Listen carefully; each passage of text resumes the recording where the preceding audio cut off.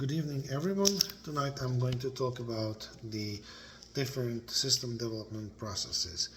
The first one is the waterfall model, which is important for its structured, linear approach, providing clear, well-documented phases, ideal for fixed requirements. The 6 phases of the waterfall model are requirements analysis, system design, implementation, testing, deployment, and maintenance. The requirements analysis gathers and analyzes documents that are required for the project and also involves stakeholder feedback. The documents are functional and technical in nature and contain user needs to create a clear project scope and define the goal of the project. In other words, the requirements analysis will establish the what of the project. The system design translates the requirements into technical elements, including software architecture and hardware requirements, data structure, and user interfaces. It will establish the how of the project. The implementation or coding is the phase where developers build the software components and integrate them into functional products. The goal is to build a system into small, manageable components. The testing or validation phase ensures that the product meets all requirements, verifies performance, and identifies potential bugs. The deployment or delivery phase ensures that the final product is made available to end users and released to the public environment. The goal is to install, configure, and release the completed software to the production environment. And the last phase is the maintenance phase, which provides ongoing support, bug fixes, and updates to the software, ensuring that the product remains operational and relevant. And then now I'm going to differentiate between the pros and cons of buying versus building a software. Differentiating between building and buying software requires analyzation.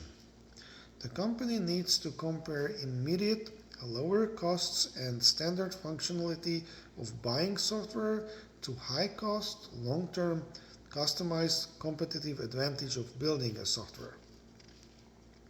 The advantages of buying software are faster implementation, lower upfront costs, and immediate access to support and automatic updates. The disadvantages of buying software are potential vendor lock-in, recurring subscription fees, and lack of unique competitive advantage. The advantage of buying software is full control over the product roadmap, no long-term vendor reliance, and fully tailored needs.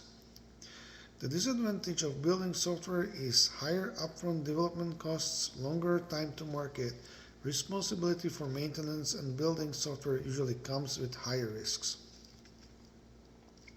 In conclusion, it's better to build software if unique integration or high security is a requirement.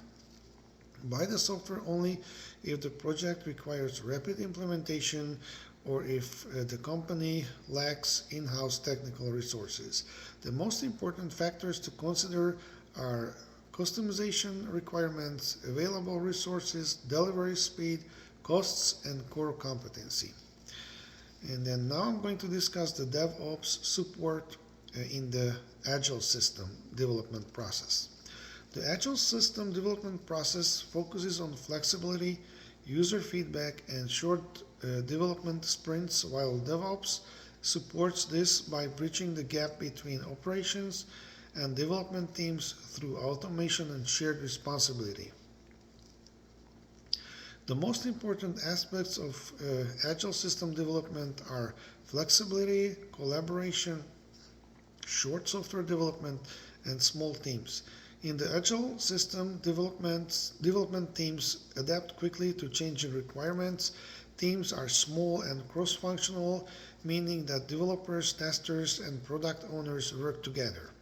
In order to guide the development, there is a high emphasis on stakeholder feedback, and the software development period is short, usually 1 to 4 weeks.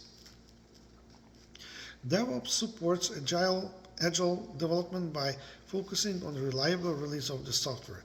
DevOps automates testing and deployment, allowing agile teams to release features more often and more efficiently.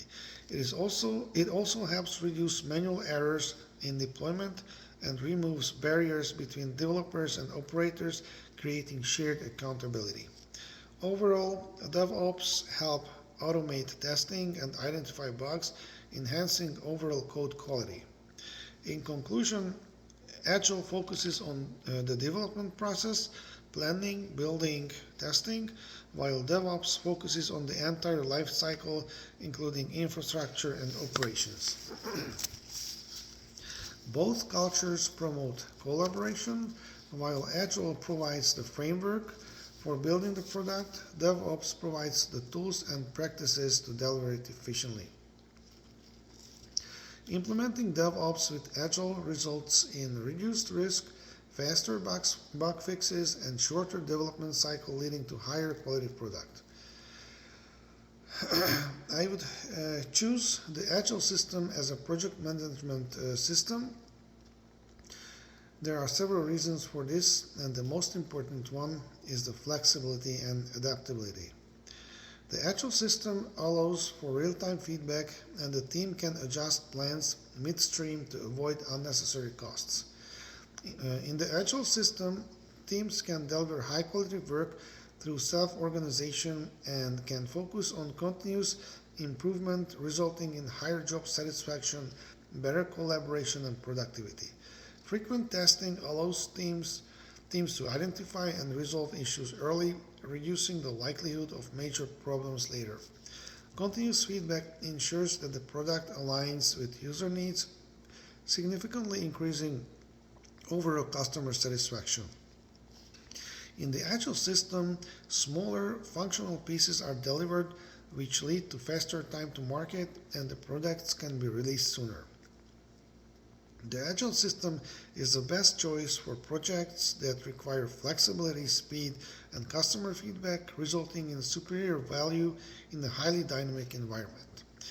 To justify the selection of Agile, I made the following assumptions. It is assumed that the customers will be highly involved in the entire process, providing continuous and timely feedback. It is assumed that the team consists of individuals capable of managing their own workloads and can collaborate with each other and the management. It is assumed that the project requirements are likely to change as the project progresses, and it is assumed that the project can be broken down into small units and that the environment allows for incremental, rapid releases. Thank you for your attention.